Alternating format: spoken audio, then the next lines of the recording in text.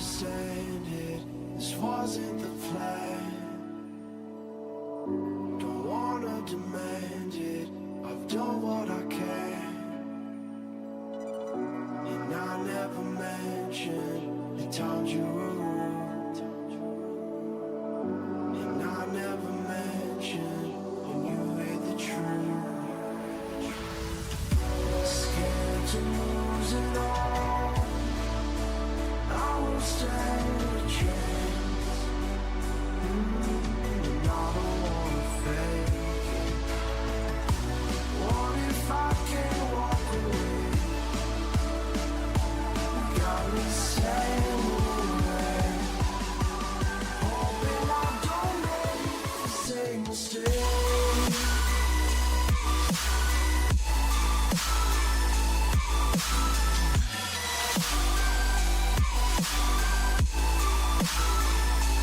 Same mistake.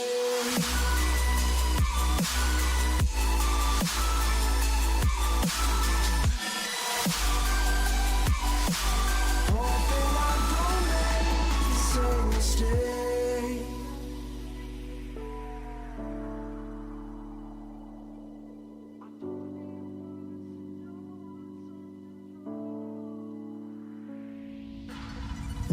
I don't like to leave things unresolved. Maybe it's madness. I'm begging you, please pick up the call. You're causing me damage. I should've known, wasn't your fault. Don't even matter. I wasn't thinking clear, trying to take it there. Scared to lose it all. I won't stand a chance. And I don't wanna fake it. What if I can't walk away? You got me standing in the rain. Hoping I don't make the same mistake.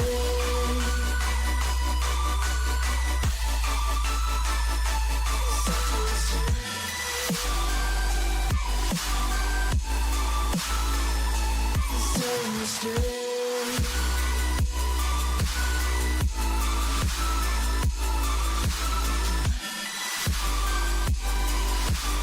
Hoping I don't make the same mistake.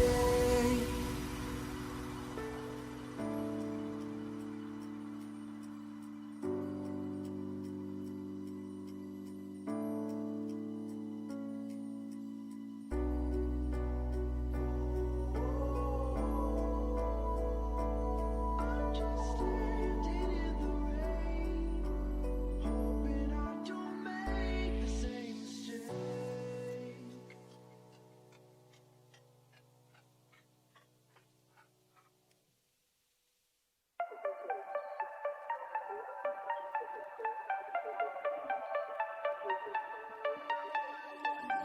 Hand out she holds, it's feeling like we've been here before. We're both so broke, that's something that'll keep us afloat. Don't walk too slow, we can't keep falling deeper again.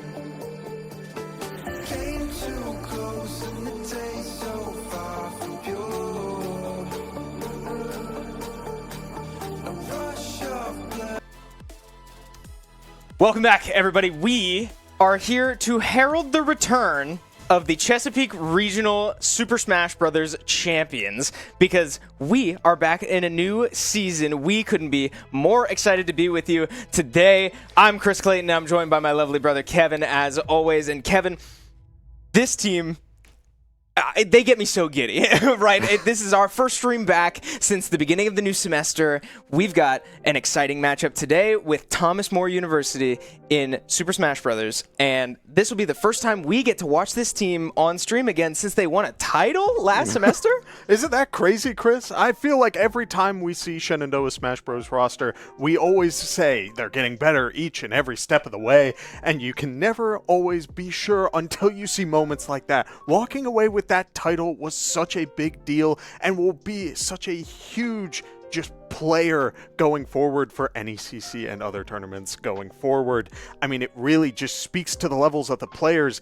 I am so excited to talk over them once again. Absolutely. And this team, it's, all of us that follow competition in any way, right, whether it's traditional sports or esports, know that it's such a big hurdle to get over just being a good player to actually winning relevant things. I mean, like, go ask Josh Allen, right? It can be a tough situation, right? Being a good player does not necessarily mean winning Super Bowls. But point is, right, this team got a lot of credit last semester, and they absolutely deserved it. They won their Game Mason LAN. They won their region in the Chesapeake area, right? This is an awesome team to watch, and we get to watch plenty more of them this semester. We also have plenty more teams here, so let's take a quick look at the schedule we've got coming up for the rest of the week. For any of you that were able to tune in yesterday, our Rocket League team kicked off their season with an unfortunate loss to Florida Southern, but their NECC competition is underway, as well as Kevin here right next to me did take on 3 different players from the CFGC, went 3-0. Oh boy, hot shot. But back to what's on your screen, right? Today, we have Varsity Super Smash Brothers that we will be showing to you on screen, on stream against Thomas More, as well as our Academy Overwatch team is currently in the midst of a series against Leslie University. So we'll keep you up to date on that. As it happens, it will not be on stream, but we will give you all the relevant information you need. And then looking to the future, right, we've got Wednesday, Thursday, and Friday on there. If you wish to tune in, we certainly hope you will. Be sure to drop us a follow on whatever platform you're watching so you can get notified whenever we go live with any of these matches. But the times and games and days should all be accurate. So pick and choose what you like. Come watch Shenandoah, right? We've got a lot of action here, and we've got some pretty exciting teams beyond just this Smash team. Oh, absolutely. It feels like right now Shenandoah is going through this period of really building up their players. A lot of teams are trying to really get a core identity going and really building that game plan going forward. So if you want to see what it looks like for an esports program to really try and get these teams rocking and rolling, really getting all this momentum in their favor, this is the time to do it. Absolutely. Yeah, we've got a lot going on here at Shenandoah, and what better way to learn about it than to hear it from the players themselves, right? We can sit here and yap all day, and we certainly will yap all night about the series we've got coming. But we've also got an interview standing by with one of the players you'll be watching here tonight. So I'm going to throw it out to Ben in the arena to talk to the players themselves. Thank you so much, Chris and Kevin. I am joined by Avery Giesman, the captain of our team. First things first, we're coming off of a long winter break, right? How are you guys feeling coming into your first matchup?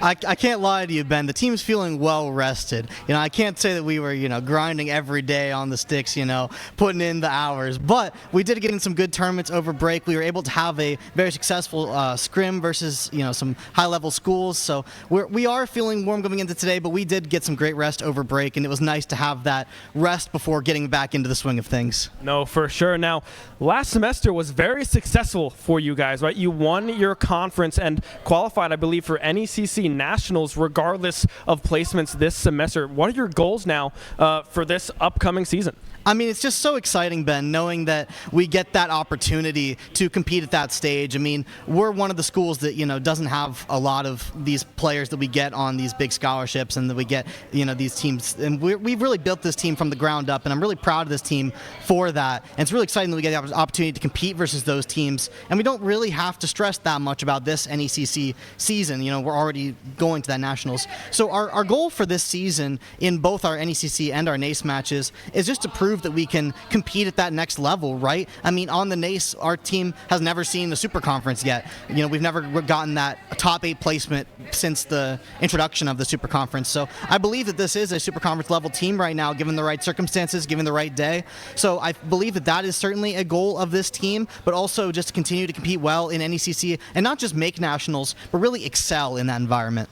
No, for sure. I mean, this team has been looking good all year long thus far, right? And you also had some action on Saturday as well, qualifying for CECC, going 2-1, I believe the fifth seed going in to that bracket. How did that help prepare you for today? It helped immensely, Ben, I must say. I mean, that was our first taste of real competition that we got coming back into the season. I mean, we've had our scrimmages where we were able to get into the space of crew battles, but on that day, we really got to dig into the strategy of it, Ben. We weren't just, throwing our same strategy from last semester at the wall and hoping it stuck. We were actually able to adapt on the fly, play some really difficult schools and some really difficult matchups, make these reverse 2-0 comebacks versus University of Houston, for example. We were really happy with that performance with a big tactical change, and I'm happy as the coach that I'm able to lead this team to those changes and make those plays happen, because those are the kind of plays that we're going to need practice with. And, again, that's only a qualifier if we want to eventually make it to CECC, perform well in nationals, make it to Super Conference. Those are the kind of things that make a team great, and that's exactly what I'm trying to continue here at Shenandoah. No, for sure. Now, getting on to the matchup for tonight, right? We have Thomas More that you will be going up against here this evening. Now, they have a lot of characters that they play, and in particularly, they have this one Snake player who is very, very dangerous. What are your thoughts and game plans going into this Snake and going into this vast character pool that this school has? Yeah, so one of the strengths of this team is just how much tournament experience we have. And when you go to a lot of tournaments, you see a lot of different characters. So it's not as big of a deal for maybe a team like this as it would be for others, because, we know all these matchups. We've been playing this game for years and at a competitive level with high-level players of every character. So if we see a character, it's not like we're, seeing something for the first time. It's just about, adapting to those player habits, making sure we get those down. But those tricks that they may think they have up their sleeves from counterpicking us may not work in their favor. Sometimes it's about going the character you're most comfortable with in a matchup rather than the character that, counters that character the hardest, just due to raw experience. And as far as the Snake goes, Ben, I mean, that's one of the characters that has seen the biggest rise in the meta right now. I mean, a lot of people are considering that character top 5 for good reason. Has amazing sustainability, has amazing options to KO the opponent early, and those are the top 2 things you're looking for in a crew battle. So it's really going to be up to us to deal with that projectile warfare, keep track of his C4 so we don't lose early stocks, and make sure that we play our game plans correctly. Well, there you go, folks. Avery, good luck with tonight. Good luck for the whole team, in fact. And guys, back to you guys. Thank you, Ben. I mean, how can you not love listening to him talk? I mean, that's very exciting to hear, because not only is this a team that has found recent success, won their region last semester, is performing well in their CECC qualifiers this last weekend, but they're not done. They're hungry for more, and that's an awesome place to be in. This is a team that is finding success where it matters and improving even beyond that, looking for more. Oh yeah, and it's not only here at Shenandoah, it's on a broader scale. Over the break, we got word of Willie reaching top 4 in the power rankings of the Nova region. That is you're talking states plural of players. Top 4. Yeah. That is insanity. And I know for a fact some of Shenandoah's players are able to box against Willie very, very well. We saw it at a couple events hosted here. Kip, in particular, was going blow for blow against Willie in the finals. I think that speaks to the level of these players in and of itself. Absolutely, yeah. This roster is loaded, and we can take a look at them here in a moment. Or, oh, excuse me, they're already on your screen. So, yeah, Willie, the one on your right, certainly worth highlighting. I mean, they're all worth highlighting. That's the beauty of this team. Each and every one of these players is so exceptional at what they do, and they all do different things. We heard a little bit from Igloo there. They all have their own strengths and weaknesses that help with all different types of matchups, but this team can cover so much ground. Igloo, the one there with the star next to his name, team captain right there, and Kip and AJ rounding it out. And I also do want to take a quick moment to mention that one of the things Igloo highlighted to me, not even in like a caster sense or whatever, I was just out in the arena talking to Igloo about the team, and he said one of the most exciting things about the team this semester has been the development of Far Rhombus, that name that was just down at the bottom of your screen under the subs. He is well outperforming his ranking on this team, and we might see a little bit of him today to try to showcase some of that action that he's been so good at. Yeah, I feel like the few times that we have seen Far Rhombus in the last couple of matches Shenandoah had last semester, it was this sort of like pop-off, just bursty play style for a character that generally can play a very slower tempo game. When you play a character who is floaty, specifically Jigglypuff, it's such a crazy moment where these players don't really know how to deal with it. Farm Rhombus has kind of found the sweet spot of understanding when the opponent doesn't know the game plan and really getting away with the rest. Yeah, and I want to take a quick moment to highlight the playoff run that this team had to go through for their Chesapeake title. I won't focus on each individual matchup, but this team had to go through some seriously impressive squads, right? The PACE finals was not a gimme by any means, right? This team had to earn this title, and I believe they ended up winning the grand finals like without dropping a set, right? Which was jarring. The big thing about that final was Igloo, like the Smash team walked into it with a serious game plan, basically laying out exactly how they wanted this crew battle to go, looking at matchups, looking at the specifics, and trying to get inside of Pace's head. And sure enough, it paid off like crazy. One of the most difficult players that Shenandoah had to deal with in the first round of the crew battle was sent out early, and Shenandoah called it out and immediately took that player out of the competition in exchange for Kip being able to hold on to their stocks for later rounds. And a lot of people don't know how to deal with this Pac-Man.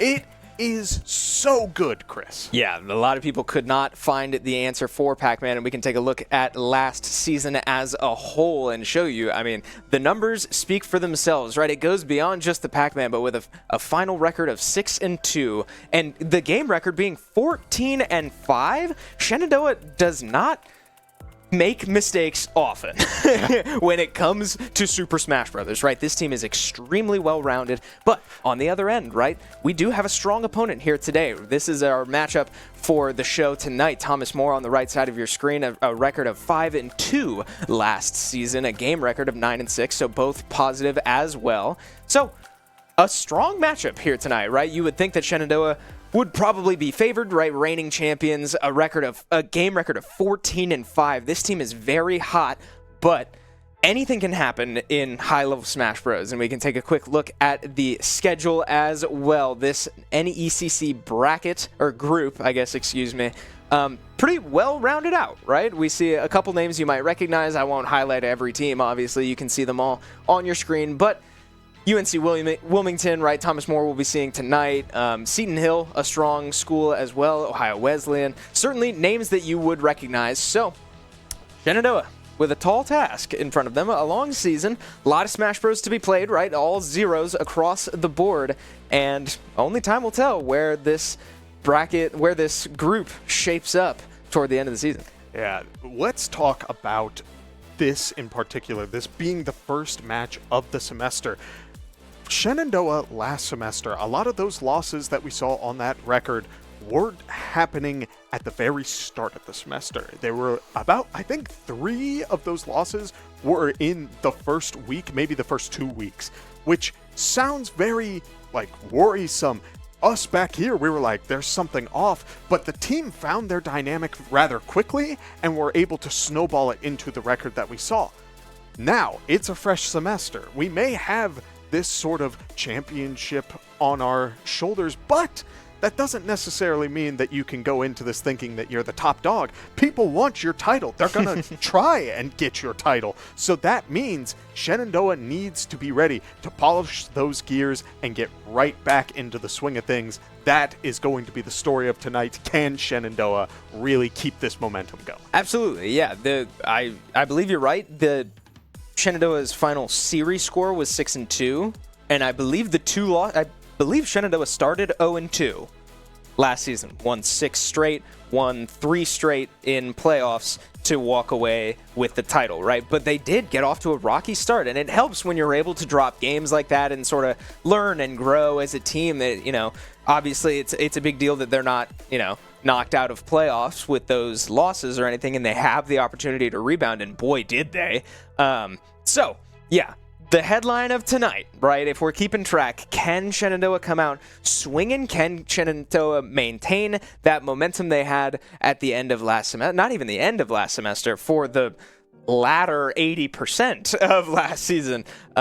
Or will Thomas More be able to knock off the reigning champs and make for one heck of a start to a brand new season?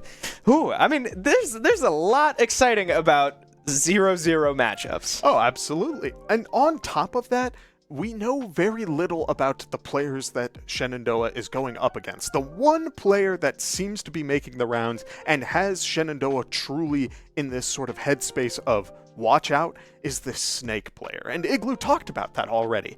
Snake is getting a lot more popular as of recent, and it's because he does so much. He has so many tools. And now that Ultimate's lifespan is so many years old, it speaks to that character in particular. You can get so much value out of having all of these tools in your arsenal, but sometimes you need the time to get good at recognizing situations for when those tools are necessary. You won't see these crazy characters like Kazuya get amazing responses right out the gate the moment that they release.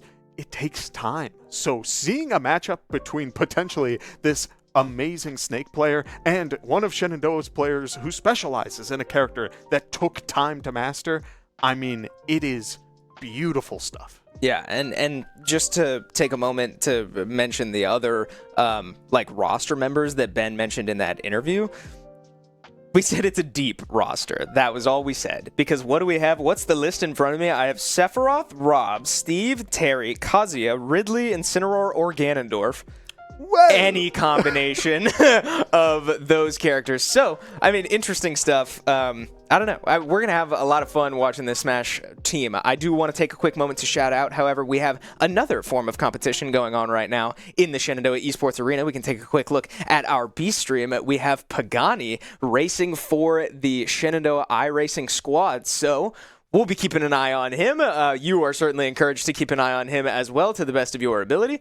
But we'll be rooting him on. I believe he's got like an hour-long race ahead of him. Look, I'll be the first to admit that iRacing is not exactly my forte. I'm up here for Smash Bros. But I do know how grueling competing for an hour straight and in some of the most intensive, like reactionary dependent environment that you can be in. He's got a long day ahead of him. We will certainly be rooting you on from back here. But, yeah, we'll give you everything you need to know about them. But, yeah. Yeah, I love the racing side of things. I feel like you can really see the sort of intensity that a race can get into. A lot of people will make jokes about like, oh yeah, they're just doing the same lap. But go fast, turn left. Yeah, exactly. But truly, you do start to see at the higher levels, especially in these sort of simulations where players do need to be reacting on the fly. Yes, you can sort of turn on that autopilot at times, but that is probably where you are most vulnerable. It doesn't matter what esports we're talking about. It could be a fighting game, it can be racing, it could be a MOBA, it could be whatever. When you start to autopilot, that is where you are at your most vulnerable. And an hour-long race? Oh. Yeah. Scary stuff. Long night ahead of Pagani, and we've got so much action in this arena. You might recognize this is not the scenery you may be used to if you were able to follow along last season. And I do want to shout out NECC for letting us be whitelisted, I believe. I don't know if that's official, but that's why we're back here. I'm getting a thumbs up. Yeah, so shout out NECC. Yeah, we're back here so that the players are able to go out and compete in the arena without us interfering in any way, and that opens a lot of doors for us. So you may see this scenery start to change over the course of the year, but we're certainly excited about it. We can have a lot of fun back here, and we get to be as loud as we want back here without fear of the players directly behind us getting affected in any way. So we've got a lot of fun stuff going on in this arena. We've got a lot of teams competing at all times. We've got 3 different forms of competition tonight, and it's just an awesome start to a new semester. Oh, yeah. I mean, take it from the person who probably peeked the mic a handful of times last semester, squealing at the craziness that I have seen from Shenandoah's Smash Bros. Roster. I get it. I'm like, yeah, if anything, the Smash team is probably happy that they'll hear me through, what, 3 layers of brick wall? Yes, cinder block. But it'll be good. If anything, it's going to be fun sort of showing the Smash Bros. Players kind of what we're talking about and going back with them, getting a deep dive into their thought process and stuff like that. It's not as simple as just kind of keeping an eye what's going on. Now it's truly going to be, hey, what sort of game plan do you have going into it? And then once we're done, kudos to you guys, win or lose. Absolutely, yeah. And we should be getting into game here fairly soon, but as we continue to wait to get into this series, I want to look back at the CECC quals we mentioned just a couple times. The competition that this team just went through on Saturday, they had 8 hours of either playing Smash or waiting for Smash, because I believe they got a bye in their first round, so they had to wait for a full round of Smash Bros. To be played. Long day of competition, right? We were just complaining about an hour of racing. Talk about 8 hours of Smash Bros. And not only did they succeed, they beat some pretty impressive teams. This roster, this bracket that they just played in, had teams worth mentioning, right? Winthrop, North Texas, University of Houston, UT Dallas, UT Austin. I could keep going. It was the South region, so a lot of Texas teams in there. But Shenandoah knocking off the University of Houston, who our guys will be the first to admit were a very strong team and one that we were not super familiar with, and they were an incredible opponent. And the University of Texas Austin also getting a win against them. So this team not only has the experience under their belt, they can hang with big teams, they can endure long Smash sessions, and still they placed their seeding, right? They finished 5th, which I believe was their seeded position. They're at the very top of losers. I think they unfortunately did lose their set against North Texas. So this team has already been put through the ringer, and we're not even 2 days into the semester officially, or I guess 2 days into competition. Right. So, yeah, this team's got the sky's the limit in front of them because they've got so much credibility coming into today that I'm not sure what can stop them. Yes, and I was in the stream chat for the 8 hours of that competition. I did get to watch a good handful of it. Good Lord. Shout out to Igloo for streaming that on his channel. When it comes to the characters that we saw there, a big name that isn't on this roster that I do kind of want to address a little bit, Steve had a big presence during those tournaments, and I know that Shenandoah's squad has been doing a really good job of getting practice against that character, but Chris, I kid you not, in the last 48 hours, this character has gotten another resurgence because of the crazy tech where he is once again finding ways to cancel his knockback. Insane. And people are losing their minds. So it will be insanity as we do get to see the players getting a little bit into it, having some fun, getting ready for the warm-up. A quick shout-out to Grandma, of course. Yep. Beautiful stuff there. But with all of that being said, I'm a little happy that this roster we're up against won't have... Oh, the Steve is on this list. My apologies. Yes. Okay, that changes how this is going to go. This situation, the best way I can describe it is if someone hits you incredibly hard, like boxing glove to the face, and you get sent off stage, Steve, ordinarily, you get launched, you keep going, and you slowly lose that momentum. There is a hard point where Steve can just cancel all momentum, allowing him to hold on to the stocks for an incredibly long period of time. So, while this Snake player has kind of taken this spotlight, if there is a Steve, you need to keep an eye on it. Absolutely. We're in a whole new era of Steve shenanigans, which is very funny, but also incredibly dangerous. So keep an eye out for that. Beyond that, most of the roster that we saw out of these players is very standard, I would like to say. It's a lot of characters that you see at a higher level, except for maybe one. Ganondorf will always get a honorable mention. He's quirky. Exactly. A Ganondorf, we've seen any sort of heavyweight really plays off of the mental aspects of these fighting games.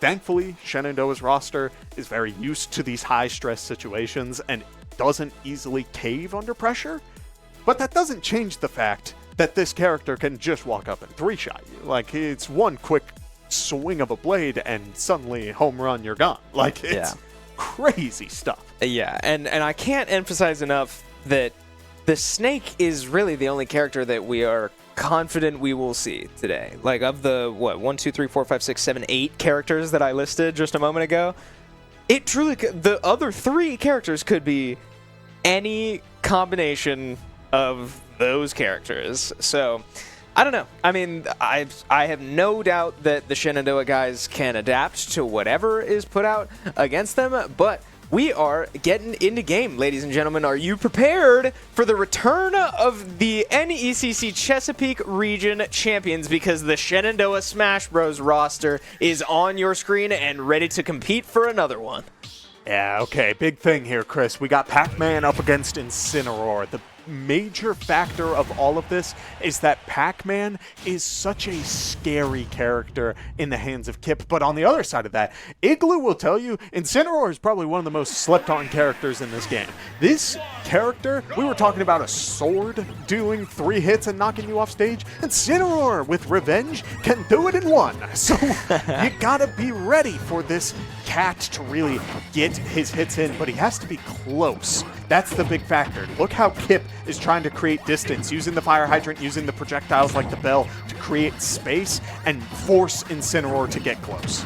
Yeah, and exciting stuff already. A stun coming out from Kip. A strong start to the season. Nobody losing their stocks just yet, but Incineroar, I guess I spoke too soon, definitely can't make it back from that. So he will go down. Thomas More losing their first stock, but here comes the rage. Yeah, here's this Revenge charged up and ready to roll. Incineroar has an orange in his hands and is doing a great job of holding on to it, but is definitely looking for this side special. Instead, does opt for the forward tilt, securing the damage about like 30 to 40% off of just that forward tilt alone, means that those claws are doing massive damage. We do see Kip going for a little bit of a combo, but because it wasn't a true string, another Revenge is used. The fruit charge slowed down a little bit by Pac-Man's own fire hydrant. Incineroar using the up B to armor through the bell, a very unique strategy that may pay off later on. This time around, it does mean that both of them walk away in that neutral state,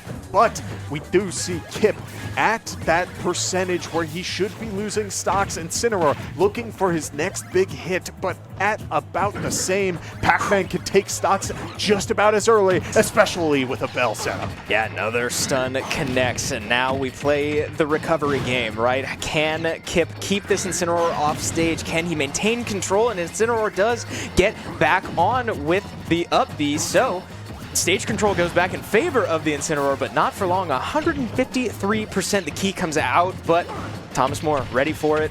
Not quite caught off guard just yet. 170%. That's a very heavy Pokemon, but not heavy enough to get away from the apple. What did we see toward the end of last semester? But way more apples coming out of Kip, and one more to kick off this new semester, taking the second stock here from Thomas More. Yeah, a lot of this will come down to getting these sort of hits, taking advantage of Incineroar's poor recovery. We do see Kip trying to get this Incineroar off stage. It doesn't matter what percentage, whether at a low percentage or a high percentage, you will get amazing value off of the fact that Incineroar can only get back to the stage in so many ways. So, with an up smash on the fire hydrant being slightly delayed, it means that Pac-Man is hit by that lingering hitbox of the move and is now taking a good amount of damage, but these side specials are not connecting in the sweet spot, and I do think that may come in for the online factor, Chris. When you're playing online, there's that little bit of delay. Whatever muscle memory you have, it's gonna change. Yeah, all of the... Yeah, I mean, you said it. All the muscle memory that you're so used to that you don't even think about in the moment can get thrown off just enough in an online setting. And I mean, Thomas Moore's out in Crestview Hills, Kentucky, right? We're in Winchester, Virginia. That's not exactly far. We've certainly played farther connections, but I mean, no matter how good your internet may be, you're gonna have a delay, right? There's no way to get away from it. These teams both know it, right? It's part of what you sign up for. And as an Incineroar, you have to imagine that they are well aware and used to it, but not used to it enough as they do.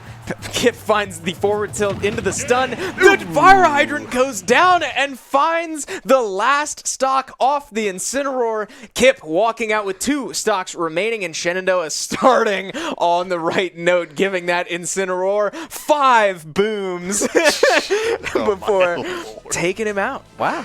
I mean, very well played by Kip, but the booms, that's good on you. I want to look back at that for a second because we saw Incineroar do an amazing job of really keeping up in momentum with all of that. Just keeping up with Pac-Man is already super difficult.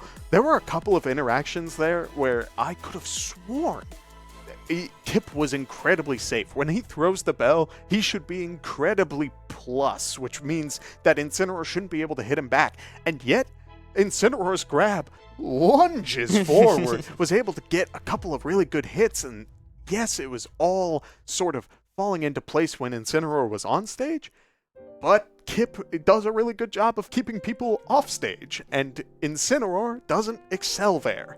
So it really hurt him in the long run. Yeah, and now you get to an awkward situation if you're Thomas More, because you would certainly love if your first player was able to get 2 stocks off this Pac-Man, but that's hard to do. I mean, there's a reason that Kip is kind of the opener, has become the pretty predictable opener for the Shenandoah Smash Bros. Squad, and it's because of situations like this. He's just a weird character all around. He's hard to predict, he's hard to deal with, and it creates situations like this where now Kip, with 2 stocks remaining, has a awesome opportunity to go get a lot of extra credit. And sure enough, good lord, the Galaga comes out, comboed perfectly with the Hydrant, landing 80, 90, 100% straight, untouched so far. Thomas More just fumbling to find an answer so far, but another stun lands. The up smash connects Sour Spot. It's not enough. 120% though, and Kip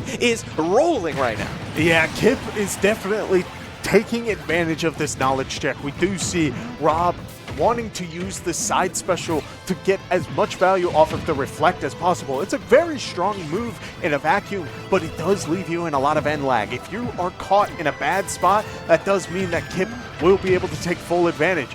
But on the other side of that, if you are able to get it off in situations like that, you will be able to send back the Fire Hydrant or the Galaga, whatever you need. It's just a matter of finding that right time to use it.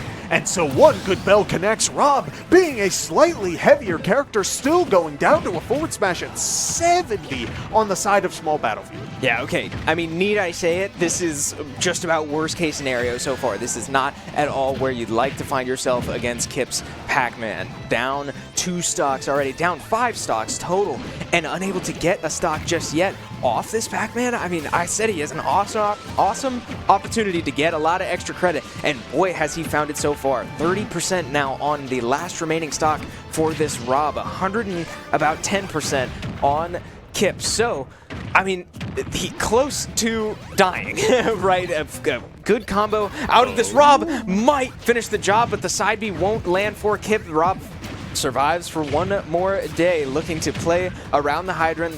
Watch these side Bs coming out too. There's a reflector on that thing that's come into play already once or twice in small interactions, but that's a scary place to find yourself. Rut-row indeed, Kevin, as now Rob finds himself off stage once more with 1 stock remaining. And stunned off the ledge, the forward smash connects. That's 3 more stocks in Kip's backpack. 2 remaining still, and a 3 stock now behind him. Yeah, it was very well played by Kip to really find those openings off of those side specials. Again, when you have a great move in your arsenal, it makes sense that you want to get as much value out of it as possible.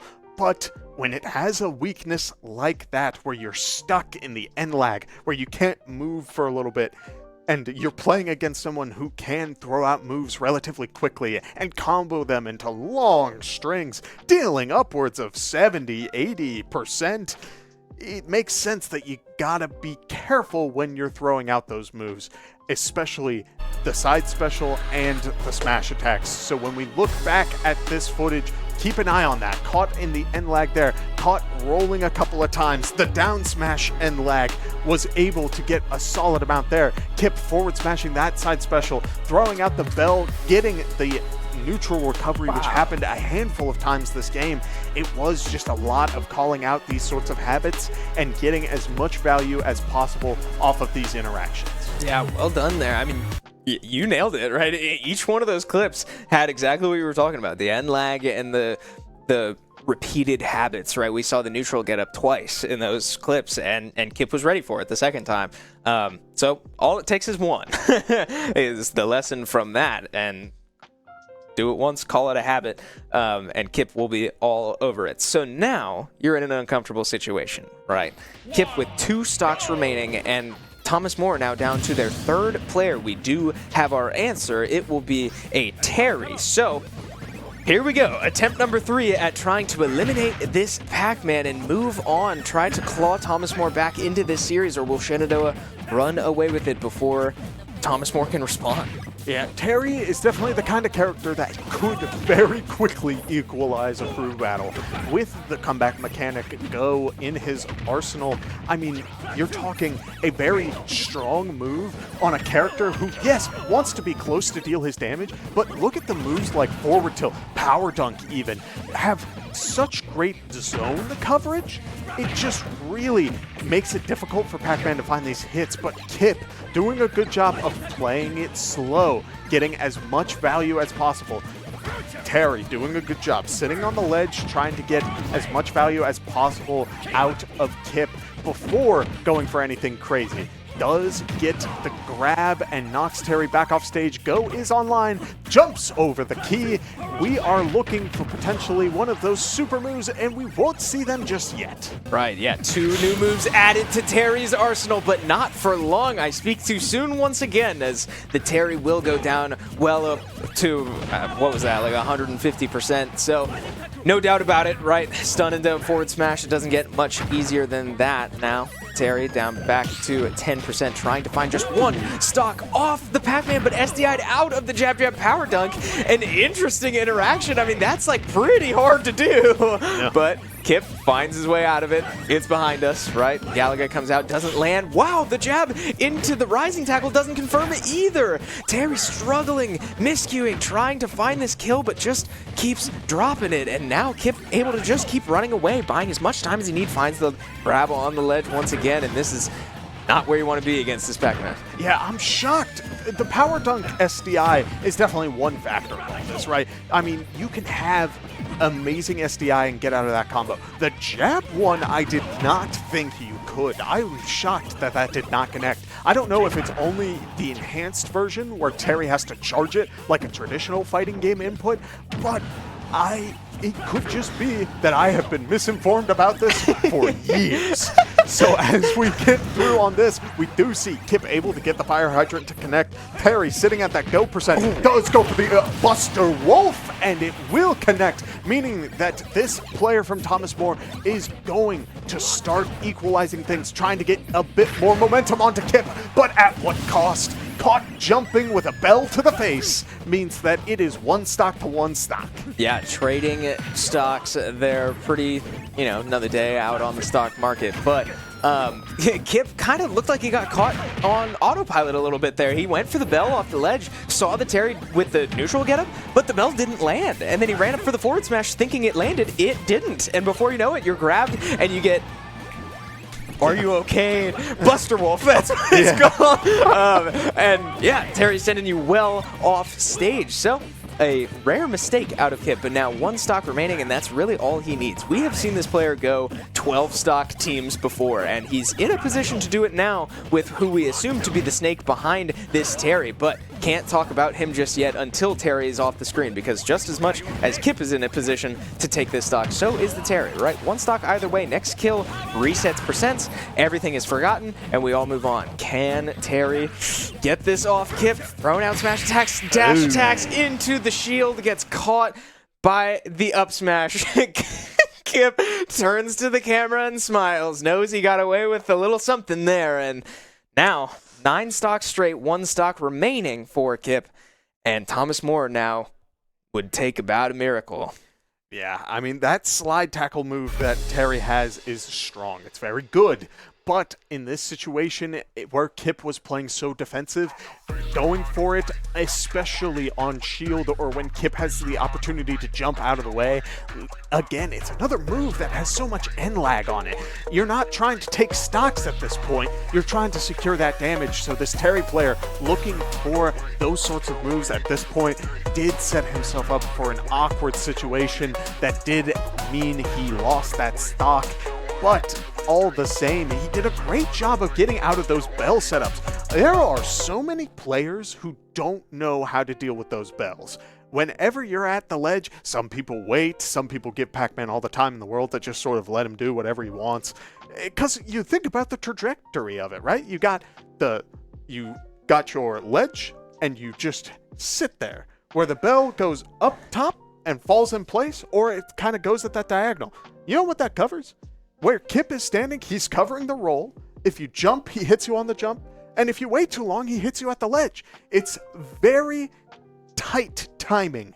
So with all of that, kudos to the Terry for finding that sort of opening. Because yes, while Kip was caught in the autopilot, I can't blame him. It works every time. Yeah, it's an automatic play. It's predictable. You know exactly what Kip's going to do when you are going up to grab the ledge. But yeah, you're right. It's overwhelming to try to deal with that bell, and Terry did a great job of dealing with it. So as we prepare for who we assume to be the Snake to come in for Thomas More or whoever their anchor will be, I do want to give you all an update out from the arena. We did get word that our Overwatch team, our Academy Overwatch team, did finish their series with a loss 1-3, so their series is over against, I believe, Leslie University. So good stuff from them. Yeah, but glad they secured a round. I believe Yeah. when this broadcast was starting, they were down 0-2. Yeah. So being able to find a round, get a little bit of momentum back, that does make me happy. But enough of that. We're trying to get into this next round of the game here as we do see the Pac-Man and Snake matchup. And already, Chris, look at the movement on the Snake player. This Snake is doing a lot of grenade movement. And if you want to talk about when you can tell when a player is good, a lot of that comes down to movement. So we will see Snake go for the top here, try to grab a grenade, get him into the Pac-Man's face, but this matchup does seem almost a little difficult for Snake, if I had to bet. You're talking about two characters who are perfectly fine sitting away from each other, but I may have spoken too soon because once Snake finds his spot, he's willing to start whipping out these grenades left, right, and center. Oh my goodness, Wow. and up tilt into the fire hydrant did more than 40%. Crazy stuff here already from a character who normally sits back. Again, another kick to the face. It means Pac-Man's taking a lot of damage. okay, yeah, watch the C4 on the ground right at the bottom of that Pokeball. Keep an eye on that because we know it's not on Pac-Man. We know it's not in Snake's hands. He does bail on that one, but you're absolutely right. This looks like an entirely different matchup now because the movement, you said it's a dead giveaway of a great player, and this Snake is moving. The grenades are flying. Look at that, yeah. Look at the crazy setup. Look at the down. Wow. Oh, okay, I love when Snakes do this because there's a certain aspect of that. It's a setup. It's a hard call out before a certain percentage.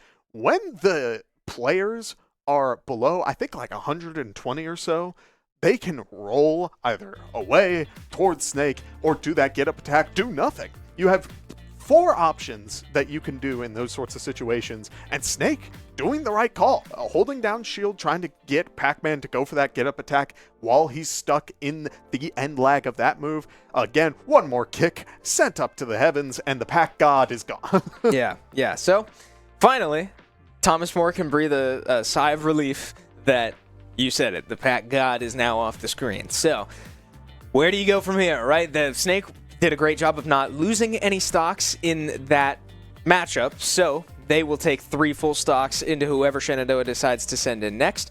We'll let you know as soon as we know who that is, but we assume it will either be a Jigglypuff, a Yoshi, or a Falco, Yeah. presumably. So, I don't know. If you're Shenandoah, what do you like into a Snake? That's a hard ask because I feel like there are so many different factors you want to take in, and with Snake's rise in popularity, you do start to see his strengths. You have to find your way into someone who basically has a shield that damages you. It's like hitting someone with thorns on their chest. It's crazy, because one good hit means that you will suddenly just take a good amount of damage and potentially combo off of it. We didn't see too much of that because Kip was doing a good job of sort of dancing around Snake's shield, but characters like Yoshi and Falco, frankly all three, Jigglypuff as well, all need to be relatively close and stay near that shield for a long enough period of time. If that grenade goes off while Snake is holding his shield, it's a lot of damage onto the side of Shenandoah. So as we hop into the next round, we do see AJ is going to opt in for this, and immediately out the gate, both sides walking towards each other as Snake is playing an aggressive game against this Spacey. Yeah, okay. So once again, I find myself saying this looks like an entirely different player, right? We remember how the matchup started against the Pac-Man? They were both sitting on opposite ends of the stage and just waiting for the other player to make a move. Well, now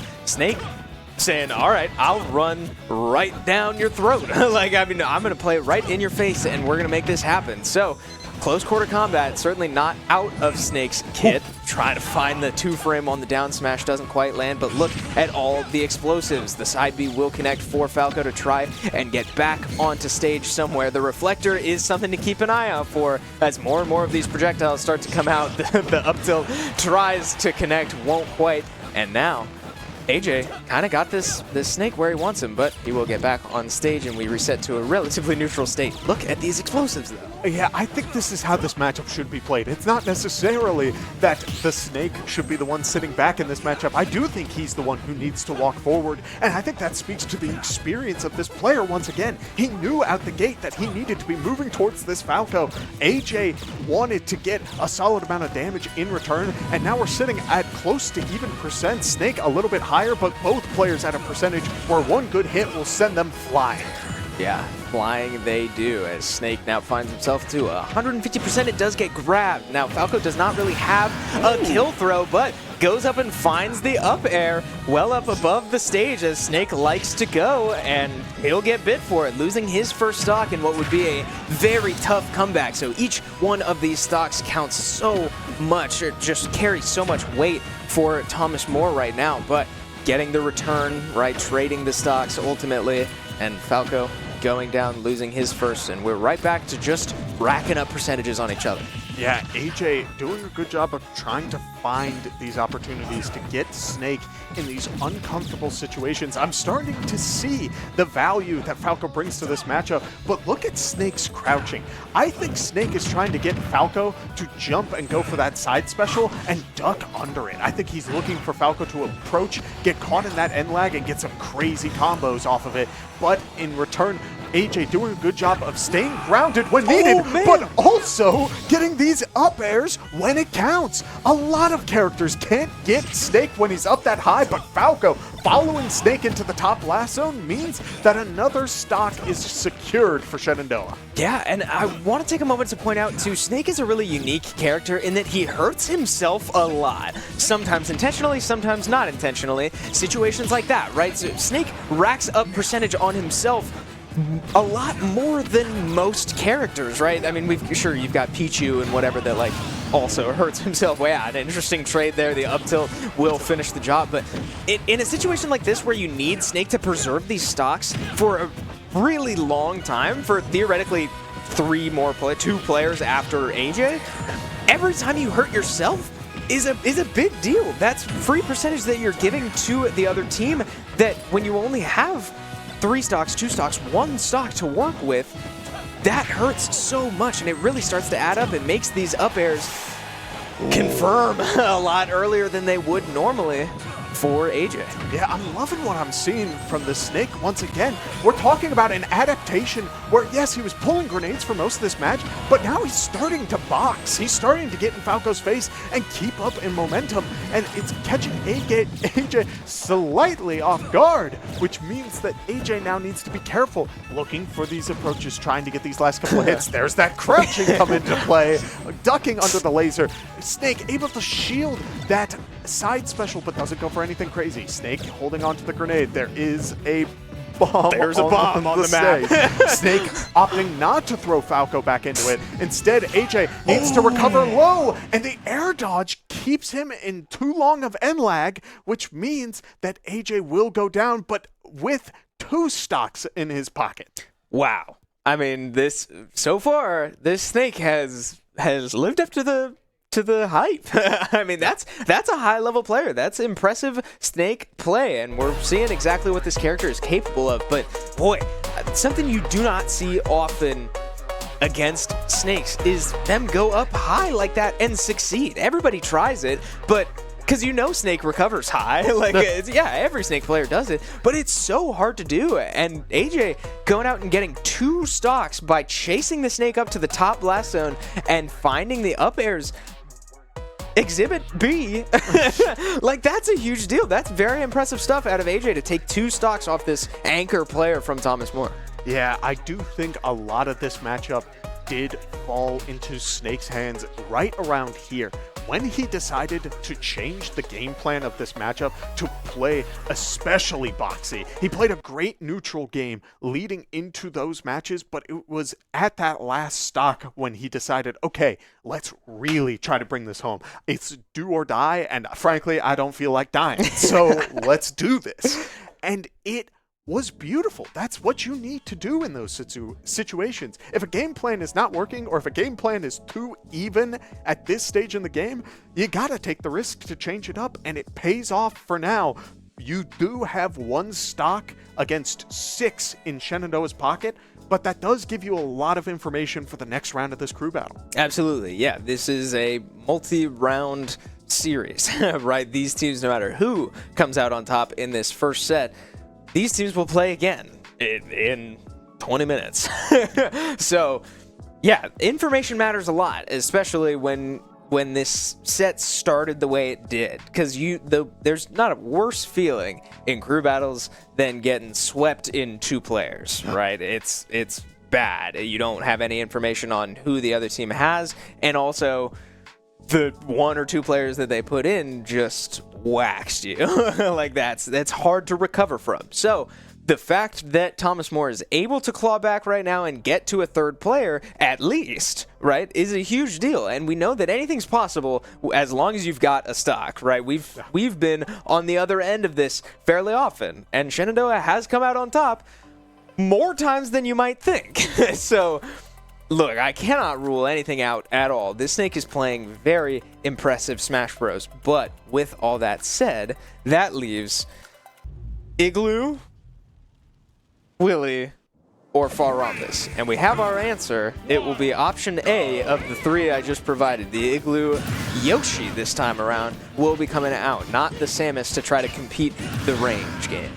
Yeah, and I think I understand the mentality behind that. We heard Igloo talk during the interview about playing this sort of game plan where, yes, you can go for secondaries, you can try to play for this matchup, but sometimes experience offers more, and especially against a player who has been doing a great job of trying to equalize this crew battle, you may just want that experience in this sort of matchup. So Snake, starting things off with an easy 48% on this Dino, will start eating a couple of aerials. Wow. Igloo racking up the percentage of his own, but even so, I mean, it is starting to even out all the same.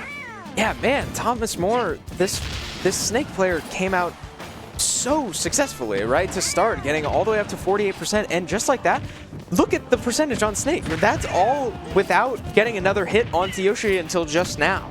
That's a heck of a run from Igloo, and I mean, you said it, experience matters, and what do we always say about Igloo? He is cold-blooded. That's a bad man out there. He can go in the heaviest of pressure situations and not feel a thing. So Igloo tasked with trying to put this 1 stock away. 150%. Igloo has not lost a single stock yet, so in pretty good position to wrap this one up. And up air will finish the job, and Shenandoah will take set number 1 for their opening matchup against Thomas More. And it looks like give them potentially 5 more big booms. Jeez.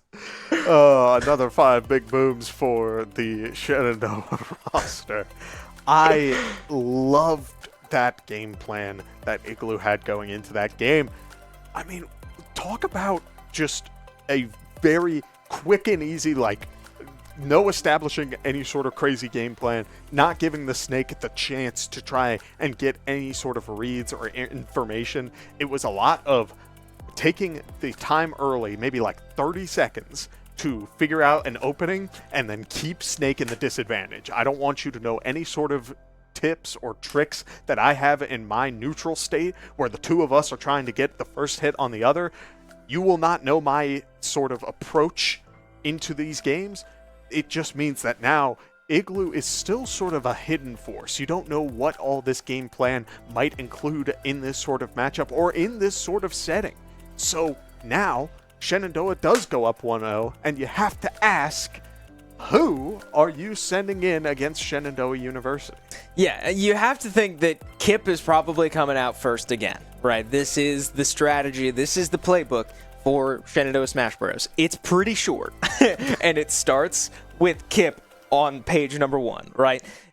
This is the opener. He's earned that spot, and it's been a successful strategy not only in previous years, not only last semester, not only today, but all the time. It's rare that Shenandoah changes that up. So Kip went out and took 9 stocks in the first set. So something's got to give.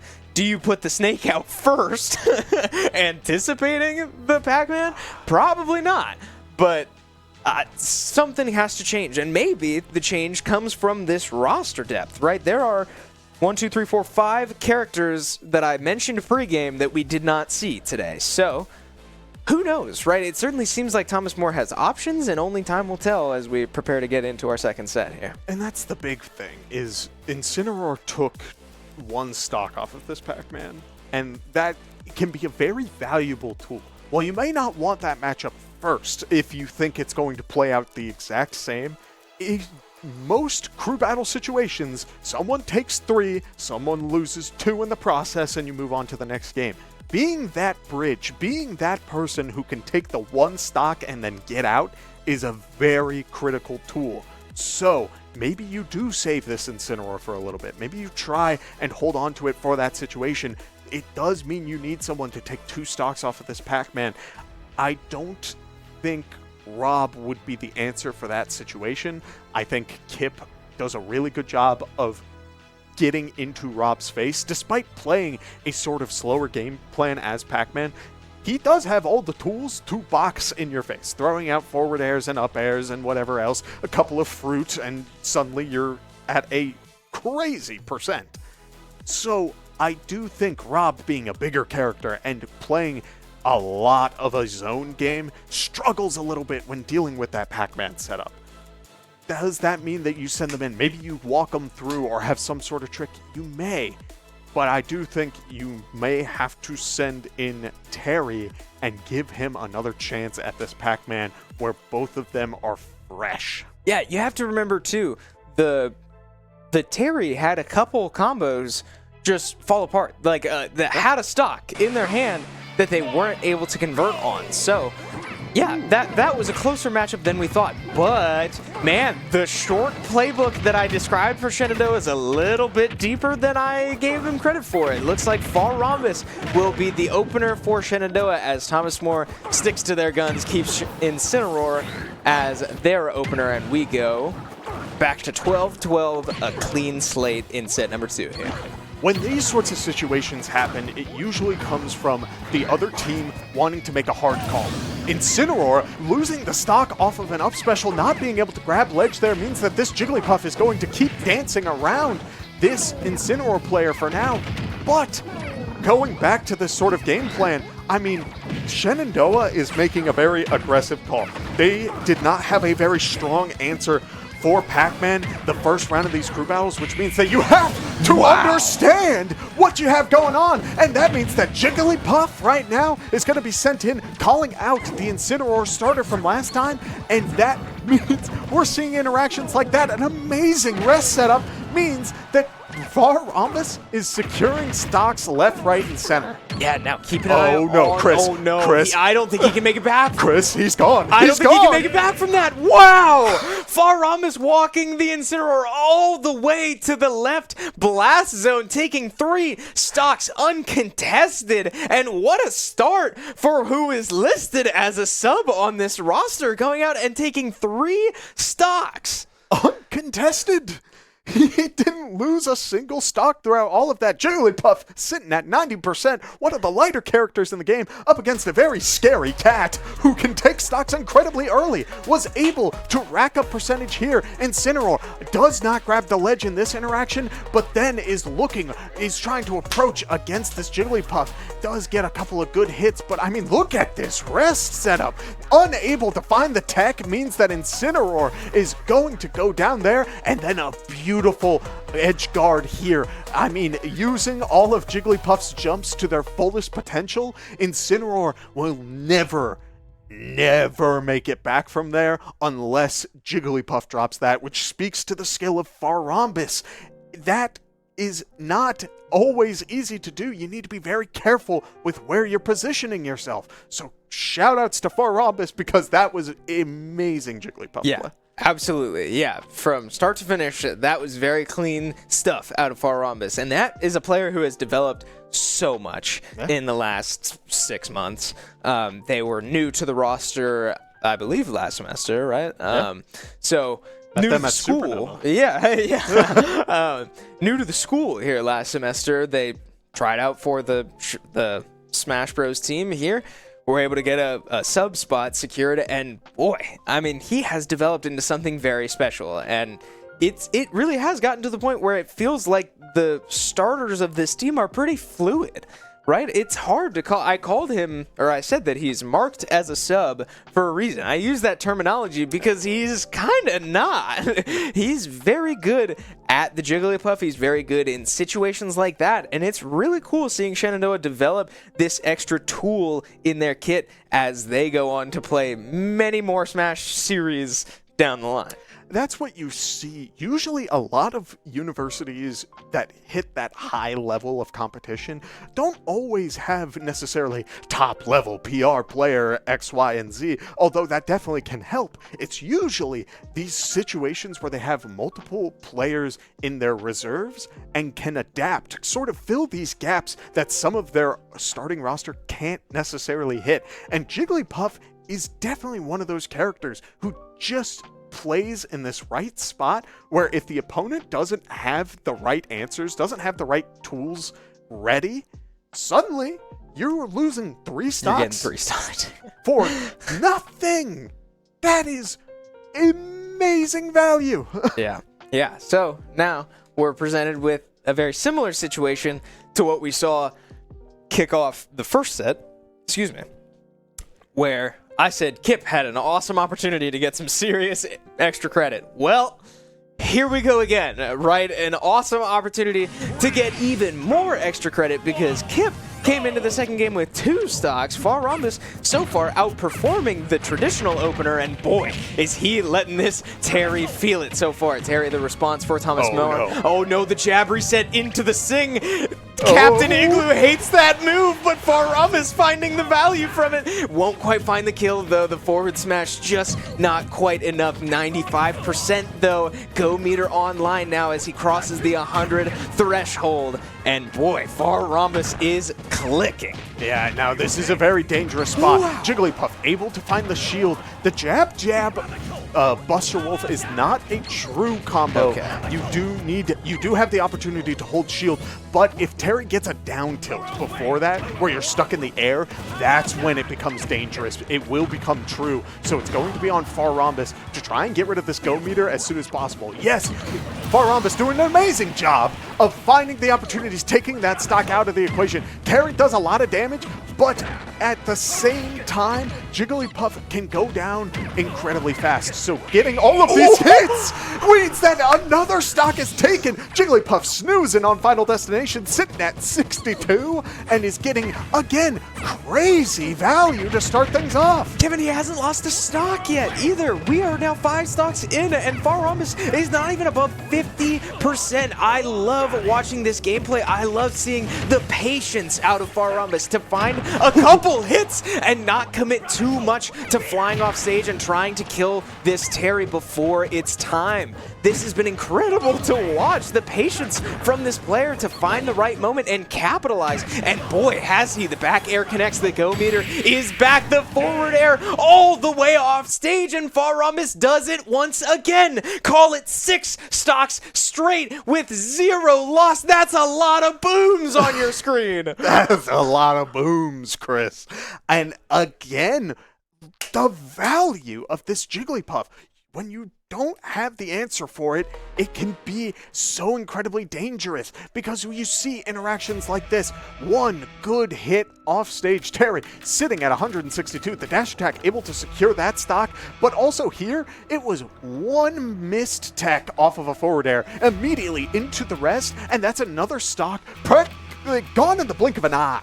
It is beautiful stuff. So for Faramis to be sitting at such a high percent, Terry can reverse that so incredibly easily. But Faramis was taking the time, making sure Terry was burning one of 2 resources, the burn knuckle or the power dunk, and sitting in that sweet spot so that wherever Terry lands, Jigglypuff is there to swat him into the plaza. Incredible stuff. I'm blown away by what we're seeing right now from Faramis. And I want to go back to my comment about the rest, because and this does loop around to the development of Faramis as a player. He would use the rest or the sing a lot. Oh. And I just vividly remember an interaction with Igloo out in the arena being like, and I said something to him to the effect of like, yeah, he kind of, like, he's pretty good with it, because I think I saw him like get 3 kills in a row off of the sing, and I was like, okay, like the sing is real. And Igloo was like, no, it's not. I wish he would do that less. But I was like, man, it's work. I'm watching it work. So I don't know. Every time I see Faramis or any Jigglypuff use their sing now, I'm like, man, Igloo's fuming out there somewhere. But yeah, not quite enough to find the stock on that first, or find the kill on that first stock. But still, should not discredit what we just watched, right? The sing certainly served its purpose in that combo. That was perfectly executed, just not quite enough to find the kill. But man, did he go back and find those 3 kills anyway? So, wow. Faramis 6 stocks straight. And if you're Thomas More, you have to be reeling right now. Yeah, and not only that, I mean, you're talking, this Snake player is incredibly good, and I would expect them to be the anchor still. But if you're going to send in the Rob next, it's a big body against a character that has been finding strings off stage. Now, don't get me wrong, Rob's recovery is pretty good, and you will find opportunities to get back onto the stage, but Faramis has been dancing in this awkward spot where you can't hit without committing, and then will dance around whether or not the opponent jumps up and tries to hit them, or if they just will try to run away, taking more control of the stage. There's so much that goes into Jigglypuff just jumping around in your face. The scariest balloon you will ever see in your life. Yeah, absolutely. Definitely not a common sight. Right. But you're right. Probably the scariest balloon I can think of. Anyway, hey, I want to take a moment, and now that we are, about an hour into this stream, just in case you tuned in a little bit late, we have our Shenandoah Smash Bros. Team competing against Thomas More. Shenandoah is up 1-0 in the series, and up 6 stocks. Far Rhombus, our Jigglypuff player, has taken 6 stocks straight, uncontested, and is moving into player number 3 for Thomas More. So we've got a lot of action here at Shenandoah. Also, it's been a minute. I want to take a moment to shout out the Overwatch team that played earlier today. They unfortunately could not come out with a win. They go down 3-1, but we also have Pagani out competing for the iRacing team. It's an action-packed day here at Shenandoah, and we couldn't be more excited to be here with you. So we're glad you're here. But anyway, with that out of the way, back to the action. So Far Rhombus on the verge of doing something great here. 6 stocks. I don't know that I've ever seen him. You know, we've had Willie go 10, 11, 12 stocks. We've had Kip go 10, 11, 12 stocks. It's a big deal when that happens, right? Yeah. We see that an uncomfortable amount here because it can get taken for granted, right? How impressive that genuinely is. And do I expect to go Far Rhombus, or do I expect Far Rhombus to go 12 stocks right now? Not particularly, because there's a very strong Snake player waiting in reserve, waiting for his opportunity. But the fact that it's even on the table right now through 2 players is incredible. Oh, absolutely. Every time you are going into a match, you gotta understand it's not like a tournament. You can't be playing risky and going for these sort of situations where, like, oh, I'm going to try to make a hard call out and secure this one round. We're talking a crew battle situation here. There's strategy. Even now, you're seeing the team sort of huddling around each other, kind of talking through potentially what sort of strategies they may be coming up with for going forward. And that is a big factor of all this. You can't get too complacent with anything. You gotta be ready for what comes next. And so as we wait to see sort of what the players are trying to get a hold of at the moment, I just want to point out a crew battle situation. You're playing your one game. You have 3 stocks. That is it. Which means that generally you will see a lot of players play stock standard insert character here. And that is fine. That is the strategy. It brings this sort of rock, paper, scissors element to a crew battle of you send in your starter, someone calls rock, someone calls paper, but the next time around, if you lose that, like rock loses, they still have paper out. You can send in scissors if you have scissors, or if you have a bag of rocks, well, then you're just in a bad spot. Right. So that's where this sort of meta game comes into all this. There are 80 plus characters in this game. A lot of different tools available. You gotta understand which characters work well in what situation.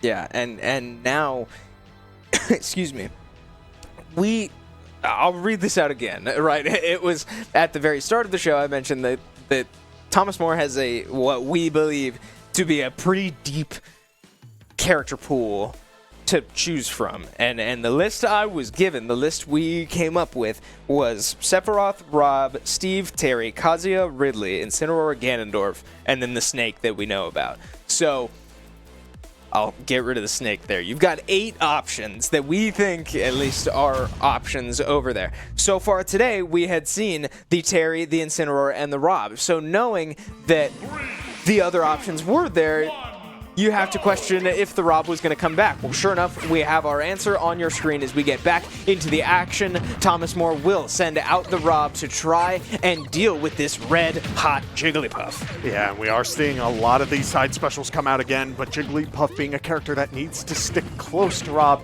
is feeling the pressure because of it. A lot of these moves are coming out just out of hit stun, and because Jigglypuff's moves aren't necessarily true combos every time, there's usually about a frame or 2 that you can get a good amount of value out of. I do think we are starting to see how valuable it is to just throw out a move, but Rob, trying to go down, saying no one follows me this deep into the blast zone, immediately gets hit by Jigglypuff right away. Yeah, so strong start here once again from Far Rhombus on the Jigglypuff. Now, up to a higher percent than we've really seen him get so far. And now, I mean, as crazy as this sounds, in danger of losing his first stock. Oh no. Right, 6, 7 stocks in now. I can't believe that I find myself saying that, but that's the situation at hand, right? Thomas More needs to take this one stock at a time, and now up to 160%, 170% is going to make this stock a little bit more manageable if this Rob can find the right blow. But sometimes that can be just as hard as getting the percentage, because if you make a misstep like that, Farumbus will be the guy to go down and take advantage. The down smash will finally finish the job. Farumbus losing his first stock of the day, not without taking 8 stocks so far. We do see Rob down air, able to connect. Rob trying to go all the way down. He's not able to tech the second time. Means that Jigglypuff will find another 3 stocks in their pocket. Farumbus is definitely just showing how well they're familiar with these sort of offstage situations. Rob trying to go for multiple spikes, trying to send this Jigglypuff down to the bottom blast zone, but this time around, one of them doesn't connect, and that means Jigglypuff has free reign to do whatever offstage. Look how far this Jigglypuff can go, Chris. Wow, yeah, being comfortable that far off stage is the only way to find success on Jigglypuff at this level of competition, right? You need the strength of Jigglypuff is being able to move on or move to any point on the screen, any point on the stage, and you have to be able to maximize and capitalize from that. Farumbus showing zero hesitation to go all the way and hold your hand right to the blast zone. And that's where you find your Jigglypuff value. That's where Farumbus has found 9 stocks worth of value so far. Yeah, that Rob did have a moment where they were starting to find a bit of their composure and keep Jigglypuff out of the space that Rob wants for these laser and gyro setups.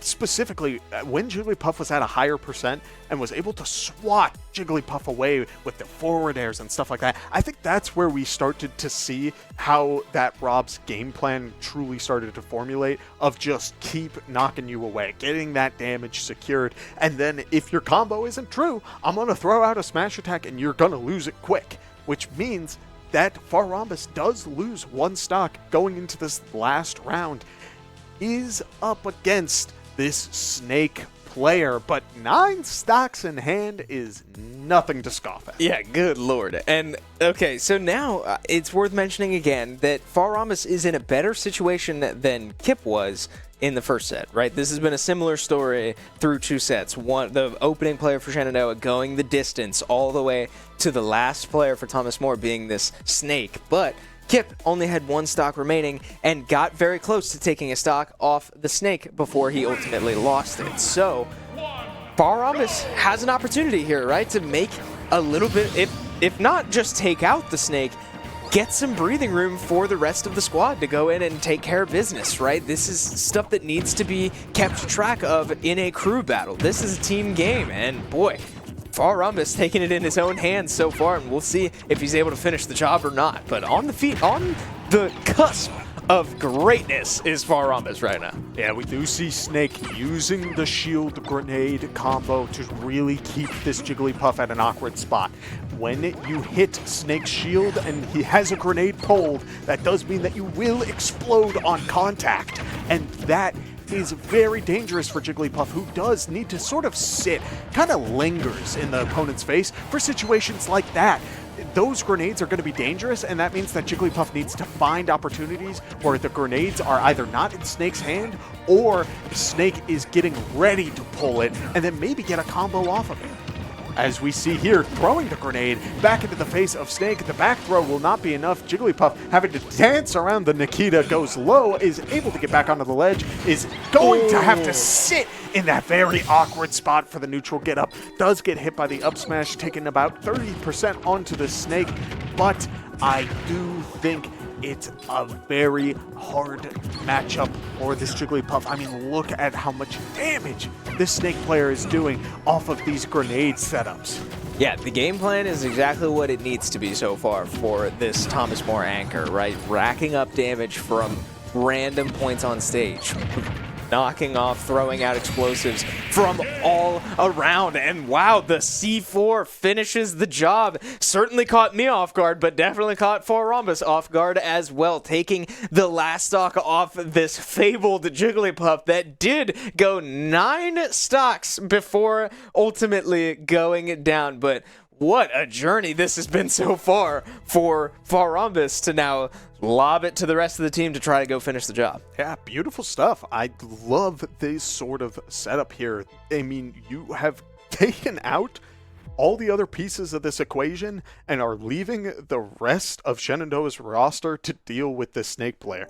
It is not a unfamiliar strategy to Shenandoah for them to say, this player is good, but we can play around the mentality of getting as much as we can early and then playing that patient game one stock at a time. We've seen it before where there was a very strong, I believe it was a Luigi player last semester who was taking crazy amounts of stocks at wild intervals, and yet Shenandoah took one and then lost a player. Shenandoah took another and then lost a player. But when it came down to it, 1 stock versus 3 stocks, it wasn't a Luigi, it was a Ken, excuse me.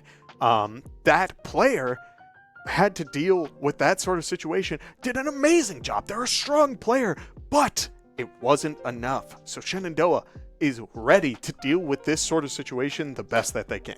Absolutely. 3 stocks ahead of them and 3 stocks away from starting their NECC season 1-0, right? It seems so simple, but it is so easy to overlook, right? We can see teams and players all the time sort of start to look to the future before it's time, and it comes back to bite you more often than you might think. So this Snake player is a very good player, right? Shenandoah is not done just yet, and now you have to think. So AJ did a great job into this Snake, went in and got 2 stocks.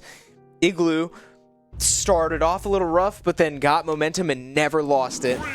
I no longer need to speculate because we have our answer once again. AJ will be the response and will look to take, once again, as many stocks off this Snake as possible, if not outright take him out. And look at the continuation of the last time we saw this matchup. Falco immediately trying to take a step back away from Snake. Snake taking the step forward. We're seeing a repeat of what we saw at the end of the matchup the last time around. So it will be on AJ to sort of find these opportunities, because the last time around it did fall into Snake's hands. It does mean he does need to play it just a little bit careful. Otherwise, a jump in like that means that Snake's up tilt will be able to secure a stock, and Snake is sitting at 37%. Okay, one more step down for this Snake to take care of business, right? You just have to chip away at it. Look at the crouching. We talked about this last time too. Crouching underneath the neutral Bs, and we expect to maybe see him crouch underneath the side B if it comes out, if it plays out that way. But one step at a time for Thomas Moore, right? Clawing all the way back, 1 stock at a time. Taking the first one off AJ and finding themselves in a better situation than they found themselves in set 1, right? AJ got rolling last time we watched this matchup, and so far we just haven't been able to see that momentum really start to build. We haven't seen AJ be able to go up high and find the cheeky kills that he was able to get last time. Yeah, but we do see a very good up tilt to start things off, getting a solid amount of percentage, having to go low. The Nikita does connect, and it is untechable, Chris. It is insane how early that move makes it so that you cannot tech off the stage. I've seen so many moves where you're able to do it at crazy high percents, almost in the 200s, but that move in particular is so incredibly dangerous off stage. And so AJ, feeling the pressure right now, is able to find the up tilt into the up air, but Snake is a bit of a heavier character, meaning that we will see a solid recovery back onto the stage. Snake using the jab into the grab, able to get a good amount of damage, keeping Falco in the pressure between himself and a grenade is so much danger, and yet we do see Snake going up, Falco trying to follow suit, but just barely out of the distance means that now AJ looking for this last hit, throwing out the back airs, throwing out the forward airs, trying to get this last hit, but this Snake player doing a great job of really dancing around the game plan. Yeah, and this is the Snake factor too, though. 170%. He will keep taking damage no matter how this goes. Man, it's up to AJ to try and capitalize, try to put this stock away before he likely loses his last stock, but 180% could be wiped away and forgotten if AJ cannot find this last stock. He gets the grab, now up to 190%. The up tilt connects, and it will find the kill. 3 stocks clean and out for this Snake, and just like that, that 200% that AJ worked so hard to build up is now lost. And again, I mean, you want to talk about survivability. You want to talk about holding on to your stocks. That is the value in crew battles, is finding opportunities to get your opening, get your little bit of damage, and then dance around your opponent's game plan.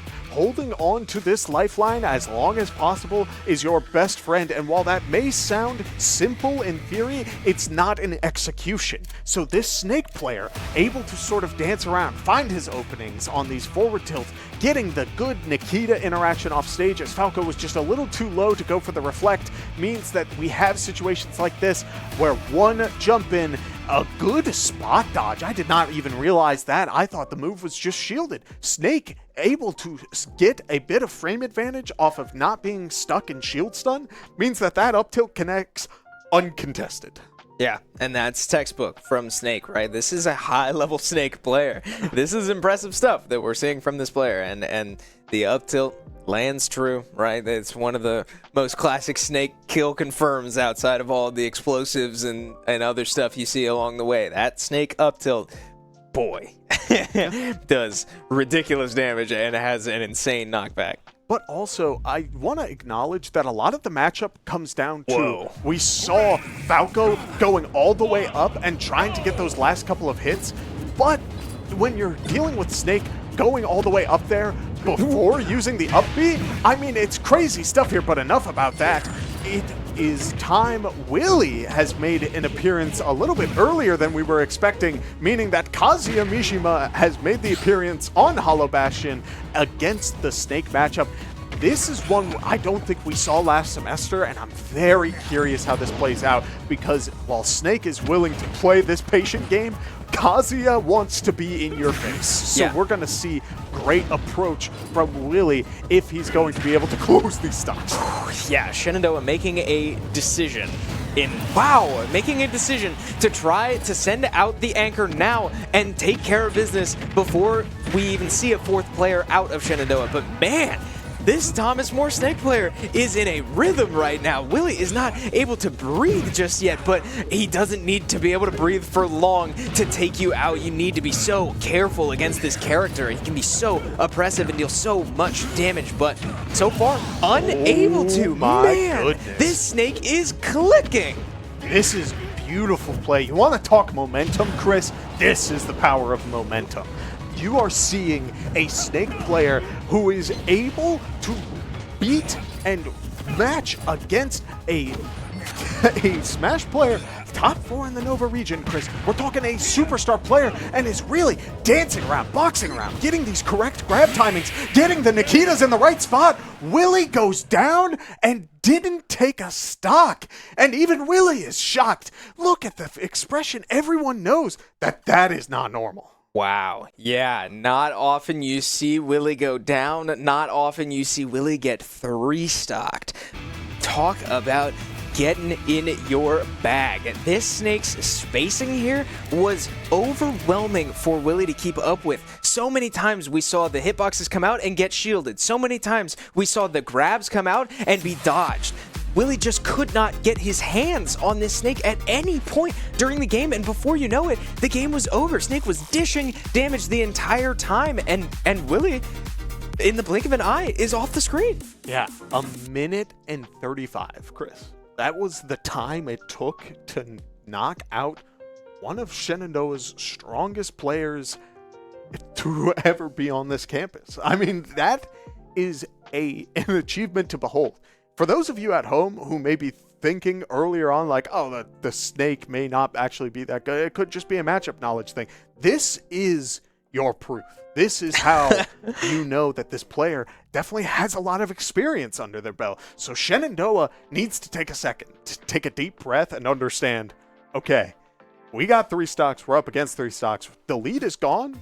You got to treat this like it's your tournament life. You got to treat this as patient as you can. And who do we send in for that answer but the one person who is as stoic as can be in these situations? Igloo has entered the battlefield and is looking to close this out for Shenandoah University. Man, he's a bad man, Your Honor. If there's a high pressure situation and I have to send in one member from the Shenandoah roster, it's going to be this guy. He's not usually our anchor, but if I need this type of win, it's going to be Igloo every time. So we'll see if he can live up to it so far, right? It's going to be a tough matchup. You said it. This Snake has taken 6 stocks straight, and now just a raw 3v3, a normal game of Smash, but one game of Smash, and no room for error. Igloo coming out swinging, both players' percentages starting to rack up. We see the spacing game start to come out as well. Yoshi can keep up with the eggs to some extent, right? He can match the range if he needs to, but watch those dash attacks. That's going to be critical because we saw a lot of dash attacks come out. Oh man, why not? A lot of dash attacks come out against Willie, and Igloo takes advantage, gets the Snake off stage, and goes out and forward airs him 2 times and gets him off the side blast zone. Igloo up 1 stock. And that's the big difference maker. When you have a lead in Smash Bros, this is the sort of situation where you can play very patient. Your opponent needs to come after you in these sorts of situations. We have not seen any sort of situation go to time in these crew battles, but when you do, both players reset after losing 1 stock apiece, which means that if this were to play out the way it goes, that does mean that Shenandoah would walk away the winner, but that is not how these players want to play this out. Instead, Igloo playing a very patient game, getting the soured spot out of the Snake's up tilt, and is going to get a little bit of extra damage, getting a solid chunk, 2 nairs, dodging the C4, 70% onto the Snake is a lot of value. Yeah, and it's worth mentioning, the time is absolutely a factor the longer this goes on, but we are still 8 minutes away from that happening, and sure enough, tie game once again. Igloo will go down to another explosive up in the air and find him, I believe, at like 160%. He was going to die every time to that. Look at the dash attacks, though. He is chasing Igloo around, but Igloo is starting to catch on. Yeah, we do see a very good call out from the Snake player, but the timing was off just slightly. This is a situation where the nerves are starting to build for both sides, no question, which means that it's going to come down to a lot of very good execution like we see there. The parry, able to get a solid amount of damage, but Igloo, dodging around the up smash, is able to get a solid amount of damage himself. Snake having to air dodge back to the ledge, does go for the neutral get up, and Igloo trying to call out the roll, does not find it this time around. Igloo sitting at 69%, but Snake sitting at 118. 1 back air will connect, but we are on Kalos, which means he gotta go way high up as an egg follows Snake even higher and is able to secure a stock. Man, who can go high up but a Yoshi double jump? I mean, that's textbook. We saw AJ. That was the key to success in the first set. AJ was able to go match the height of the Snake and catch him where he wasn't expecting it. I mean, every Snake knows it's coming, but so many characters can't keep up with you up there. Literally can't keep up. So Yoshi is an exception. He goes up and chases the Snake all the way to the tippy top of your screen and finds the confirm. But wow, the C4 is enough to kill at 100%. We're back to tied stocks once again. 1 stock both ways. Last one more kill would decide it either way. Yeah, we do see Snake caught in an awkward spot, eating a lot of damage off of the Yoshi down air, and the grenade set up getting Igloo extra percent, but another grenade is pulled and Igloo has to take a step back. Snake getting a couple of projectiles off, trying to stuff out the Yoshi approach, does get the rollback read, and is going to get a little bit of damage on Igloo as Igloo is sent off stage. Snake going for the nair, going the off-stage approach, trying to get Igloo to walk back onto the stage. Igloo saying, I am willing to sit here as long as you need me to, my friend. You do not get any free information out of me. I will play this how I need to, but the percentage is starting to build. A very good back air drag down into the forward smash means that Igloo is able to close things out with 1 stock left. Shenandoah wins the series 2-0. He's a bad man. That's cold-blooded on your screen. When he needed it the most, when the team needed it the most, Igloo goes in, it takes care of business, going toe-to-toe with the hottest player on Thomas More.